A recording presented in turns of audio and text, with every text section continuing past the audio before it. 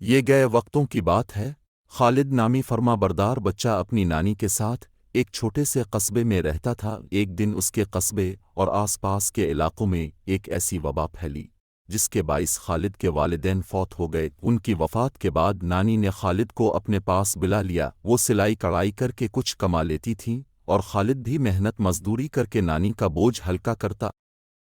اس طرح ان دونوں کا گزر بسر ہو رہا تھا۔ وقت گزرتا رہا، اب نانی بوڑھی اور ان کی نظر بھی کمزور ہو گئی تھی، پھر بھی وہ کھانا پکانا اور گھر کے چھوٹے موٹے کام کر لیتی تھی۔ خالد جوان ہو گیا تھا، اب گھر کی ساری ذمہ داری اس کے کندھوں پر تھی۔ گرمی کے دن تھے، خالد کھیت میں ایک کسان کے پاس مزدوری کر رہا تھا کہ گرمی کے سبب اس کو چکر آیا اور وہ وہیں گر پڑا۔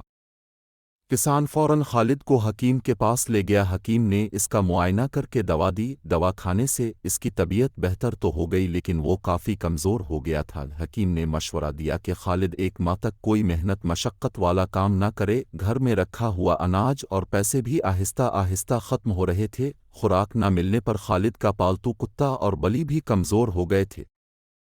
ایک دن ایک فقیر نے خالد کے گھر باہر صدا لگائی کہ میرے بچے بھوکے ہیں، کچھ کھانے کو دے دو۔ خالد کی نانی اماں نے گھر میں جو کچھ کھانے پینے کو تھا سب فقیر کو دے دیا۔ اب ان کے پاس اپنے کھانے کو کچھ نہیں تھا۔ ایسے میں بیماری کے باوجود خالد مزدوری کرنے گھر سے نکلا لیکن کہیں بھی اسے کوئی کام نہیں ملا۔ وہ مایوس ہو کر گھر آ گیا۔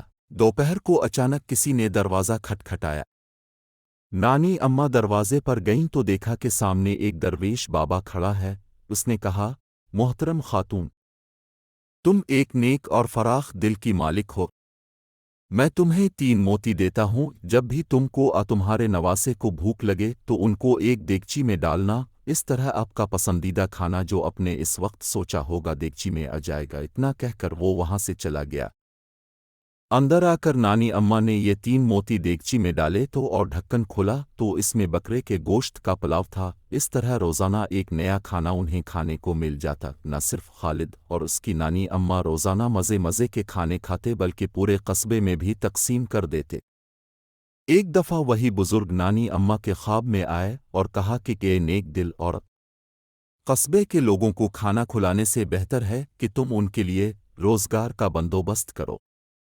ابھی اٹھ کر یہ 3 موتی اپنی بڑی صندوق میں رکھو، صبح صندوق کھولو گی تو وہ سکوں سے بھری ہوئی ہوگی۔ ان سکوں سے سامان خرید کر ایک بڑی دکان کھول لینا اور قصبے کے کچھ ضرورت مندوں کو وہاں کام پر رکھ لینا۔ دکان سے خوب برکت ہوگی۔ اپنے نواسے سے کہنا کہ قصبہ میں ایک بڑا کارخانہ لگائے، اس سے لوگوں کو روزگار ملے گا۔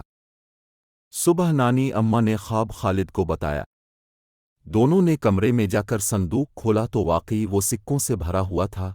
خالد اسی وقت شہر گیا اور دکان کے لیے بہت سارا سامان خرید کر لے آیا اور قبضے میں دکان کھول لی۔ گاؤں کے لوگوں کو دکان پر بٹھایا، یوں ان کو بھی روزگار مل گیا۔ 6 ماہ بعد خالد نے قصبے میں ایک بڑا کارخانہ لگوایا۔